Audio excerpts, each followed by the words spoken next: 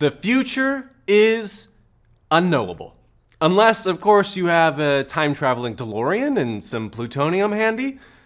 Well, I've got neither of those things, and since you're listening to this, I'm assuming you don't either.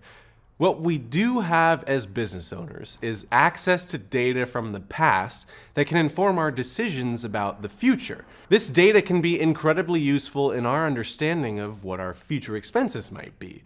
Still, accurately projecting and forecasting something fickle like future sales figures can feel like throwing darts with a blindfold on. With the right data, a forward-looking mindset, and a better understanding of how your business brings in customers, you might be able to peel back the fabric of the universe and take a peek at what's to come.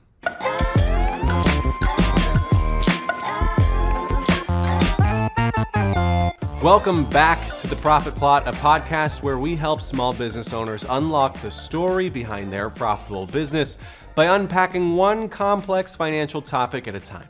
I'm your host, Jeremy Millar. Now, if you're anything like me, you thrive when you have a plan of action and confidence in the direction of your business. Looking ahead into the future isn't a luxury, it's a necessity that precedes every step taken. One of the most aggravating parts of scaling any business is that sales figures are notoriously difficult to project. New business owners often chart their course by making big assumptions, setting their sights on the horizons of a brighter future. But unless you can get sales consistently coming in, the future won't be looking too bright. Even businesses that are scaling from $500,000 a year to $5 million in revenue often find themselves in a similar pickle. Money might be coming in now, but is it going to continue? Will it be at a higher rate, consistent with what you're projecting? Every business relies heavily on being able to sell, to convert a product or service into cash in the bank. Without this fundamental ability, you can't exist as a business. And the problem is that sales figures can be incredibly inconsistent for many small business owners. But why is that? Well, the rate at which your business can actually move a product or service is dependent on a myriad of outside factors. The economic environment at large, customer demand, technological limitations, even the changing seasons.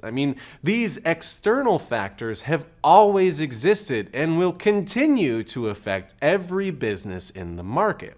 There is no stopping them. You can only adapt and improvise. While external factors do play a role in how your business generates its revenue, these factors are largely out of our control. Instead, we need to turn our focus internally and understand the key factors in our own businesses that may need to change. We need to consider three factors before making any kind of revenue projections.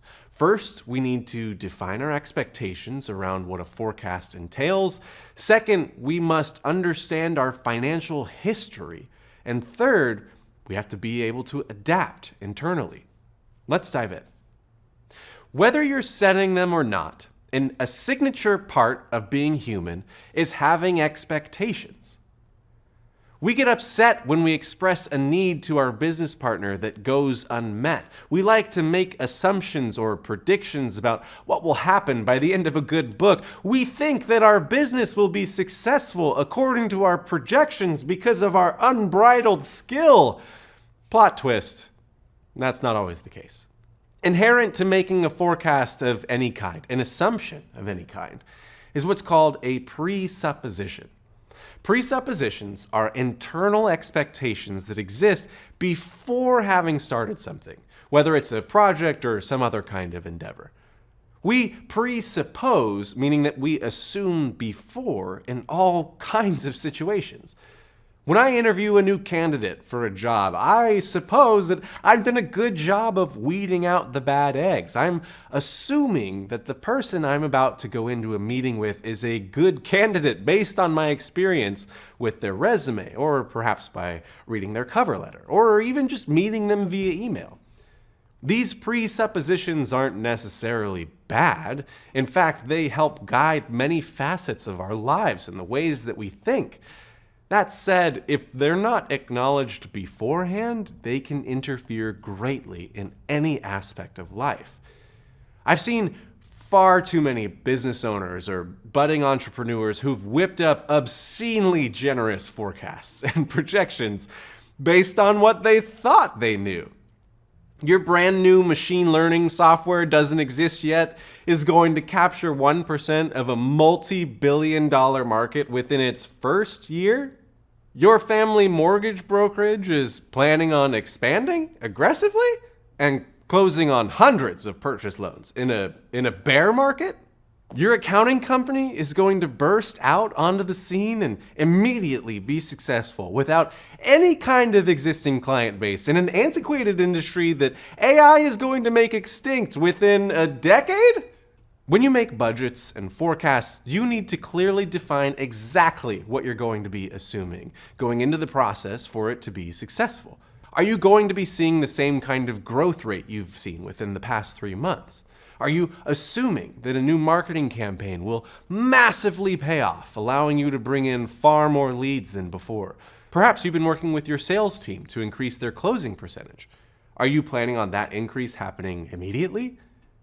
Creating a projection for your business is an art. You're blending the dark magic of high expectations for your business with some mad data science to create an outcome that allows you to glimpse into a potential future.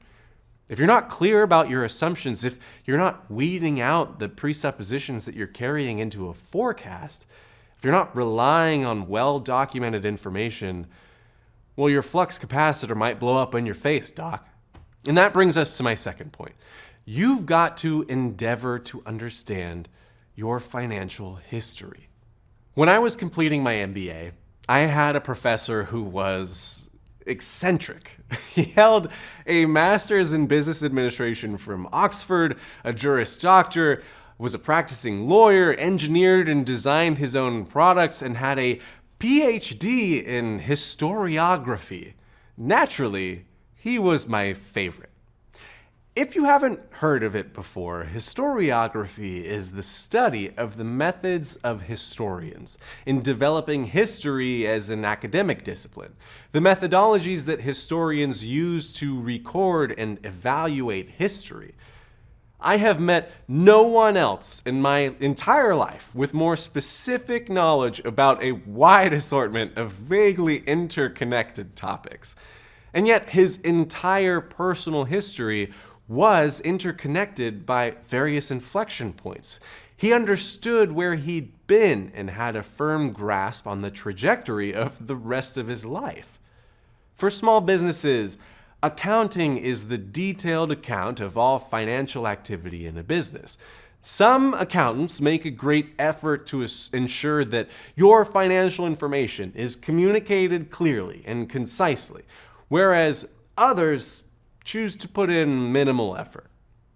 When it comes to understanding financial history, the methods that have proven time and time again to be most effective are the ones that involve clear, concise accounting. Without it, your history becomes muddled and difficult to understand, but with it, the doors to the future begin to open up. The deepest understanding of financial history requires a concisely organized P&L and an accurate balance sheet, at the very least.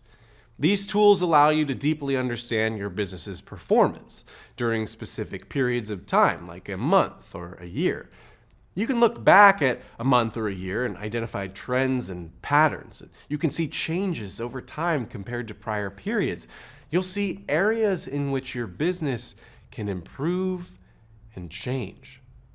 Pursuing a deeper understanding of your business's financial history allows you to understand your past so that you can confidently plot a path for the future. This deep kind of understanding of your past ultimately informs the presuppositions that you have about your business going forward. It allows you to more closely align your expectations with reality, more effectively limiting the potential for outlandish or unrealistic expectations.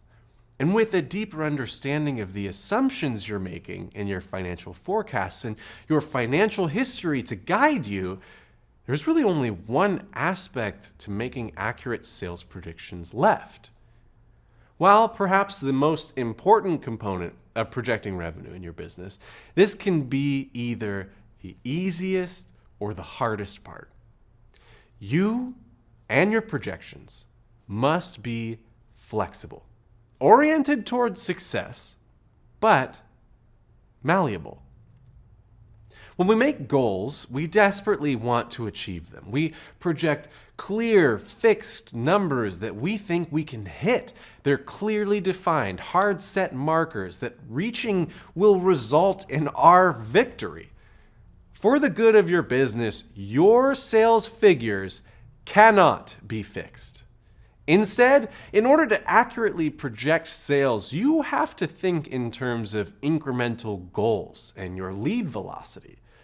If your small business needs to make $50,000 per month in order to keep the doors open, the floor for your sales operation is going to be $50,000 a month. Given this floor, you can start to dive into the average number of customers that you need to bring in. Let's say on average your customers pay you $5,000 per month. Your sales team needs to bring in at least 10 customers in order for the business to break even. If your team converts, on average, say 30% of the leads that they talk to, 10 customers means that the business needs to bring in about 33 leads just to break even.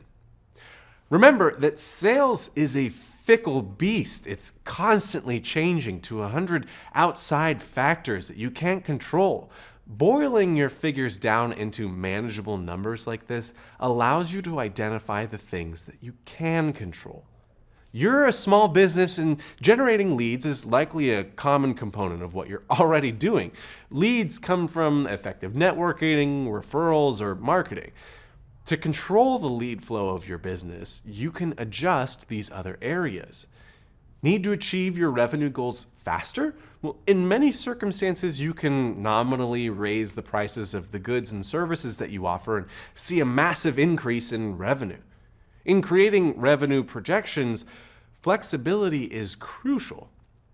Sales figures are not fixed. They fluctuate due to various external factors. And adjusting your goals based on your business's past performance and present capabilities allows you to be prepared to adapt to changing circumstances. Let's say your business aims to bring in $75,000 a month. We know that your baseline is $50,000 with just 10 customers. In order to hit $75,000 a month, an increase of $25,000, you'll need to bring in 15 new customers, or 50 leads instead of 33. If you were to raise your prices by 15% to $5,750, that number changes from 15 new customers to 13. And 43 leads instead of 50. Perhaps you need more staff to support a higher volume of customers. Maybe a small percentage increase over your break-even figure is a better goal for the next quarter than a 50% increase to your revenue. Maybe you're loaded with cash and are ready to start deploying that money to scale up your business rapidly. In that case, your flexible sales goals might be a multiple of your break-even number. Or maybe your revenue forecasts need to stay at a break-even while you reorganize and adjust your internal operations. Strategic adjustments like raising prices or scaling up operations can help meet higher revenue goals. However, these should be carefully considered based on your current financial standing and your ability to support an increased volume of business. The point of flexibility in making revenue projections is to ensure that your business doesn't get stagnated with unrealistic goals and expectations. You can find a goal based on the history of your business's performance and your current ability to turn a product or service into cash. These projections can change and adapt to your circumstances and situations rather than just being set in stone. When you choose to approach your revenue projections by understanding the assumptions you're making and your company's financial history, you can then create a culture of success-oriented flexibility. Remember, predicting revenue is less about having a fixed number goal. You don't need to go 88 miles an hour and have 1.21 gigawatts of electricity. It's about setting achievable targets based on well-informed data and allowing room for adjustments as needed. Forecasting sales is a practice of adapting your business around what's possible and plotting a course for the bright future that you know you can achieve. Well, that brings us to the end of today's episode. Make sure that you're subscribed to the Profit Plot podcast on Spotify, Apple Podcasts, or wherever else you get your podcasts from. If you found today's episode particularly insightful, please share it with a small business owner in your life so that other entrepreneurs can benefit from this valuable information. The more knowledge that we can share with one another, the better off we'll all be. Join us again soon as we venture to unlock the financial story behind your profitable business. Looking forward to having you here with us next time on The Profit Plot.